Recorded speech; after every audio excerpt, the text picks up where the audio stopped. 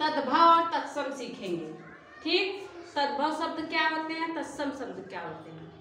ठीक, तद्भव परिभाषा मैं लिखी हूँ, ऐसे शब्द जो संस्कृत से बदले रूप में हिंदी में आए हैं, जो संस्कृत से हिंदी में बदल के आ गए हैं, ठीक है, उसको तद्भव कहते हैं।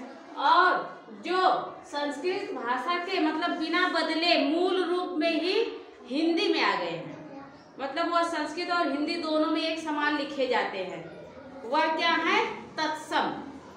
जो बिना बदले आए हैं वह कौन है, तत्सम। और जो बदल के आए हैं, भेष बदल के आए हैं, वह कौन है, तद्भव।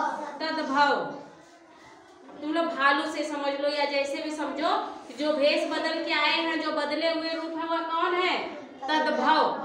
और जो सेम जो है, जैसे है वैसे ही संस्कृत से हिंदी में आ गए हैं शब्द, वह क्या है, तत्सम। जैसे एग्जाम्पल में देखो, उदाहरण में मैंने कुछ शब्द लिखे हैं, यह शब्द गलत नहीं है, ठीक है, यह तद्भव है। क्या है, तद्भव को मैंने क्या कहा, जो संस्कृत से बदले रूप में आए हैं, ठीक, हिंदी में आए हैं, ये तद्भव है। तो विशाल, हम तत्सम लिखना हो तो कैसे लिखेंगे, वी बड़ा सा रहेगा ना, शाल, यह हो गया तत्सम। क्योंकि विशाल हम ऐसे संस्कृत में भी लिखेंगे और ऐसे हिंदी में भी लिखेंगे। परमारथ तो हम लिखेंगे परमार्थ, क्या लिखेंगे, क्षमा, क्षमा को क्या लिखेंगे, क्षमा।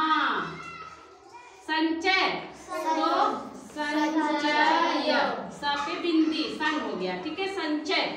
ब्रिज, ब्रिज सबको पता है कि हम लोग ऐसे ही ब्रिज, या तत्सम है, क्या है, मूर्ति, तो हम लिख देंगे मूर्ति। क्या लिखेंगे, मूर्ति। या एक तरह से और समझ लीजिए, जो हमें देखने में थोड़ा सही लगे सब, जैसे हम शुद्ध अशुद्ध छांटते हैं ना, तो वैसे तद्भव थोड़ा सा बिगड़ाएन लगता है, जैसे लगता है कि कुछ गड़बड़ी है इसमें, कुछ गलत लिखा गया। जैसे विशाल हम ऐसे तो लिखते नहीं है, तो तुरंत समझ लेना है यह बिगड़ा हुआ रूप किसका है, तद्भव का है, और अच्छा रूप किसका है, जो संस्कृत में बिना रूप बदले आ गया संस्कृत से हिंदी में, वह क्या है, तत्सम।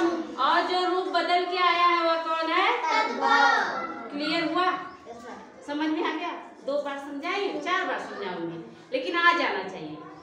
आप कुछ भी पकड़ो, लेकिन आपको तद्भव और तत्सम अलग अलग समझ में आना चाहिए, नहीं तो आगे चल के होता क्या है ना, 4 शब्द दे देते हैं और क्वेश्चन दे देगा इसमें से तद्भव शब्द कौन सा है, तो बेटा आप चारों पढ़ोगे तो आपको चारों सही लगेंगे, लेकिन जिसको यह परिभाषा याद रहेगी ना, वह उसमें छांट के टिक लगा लेगा।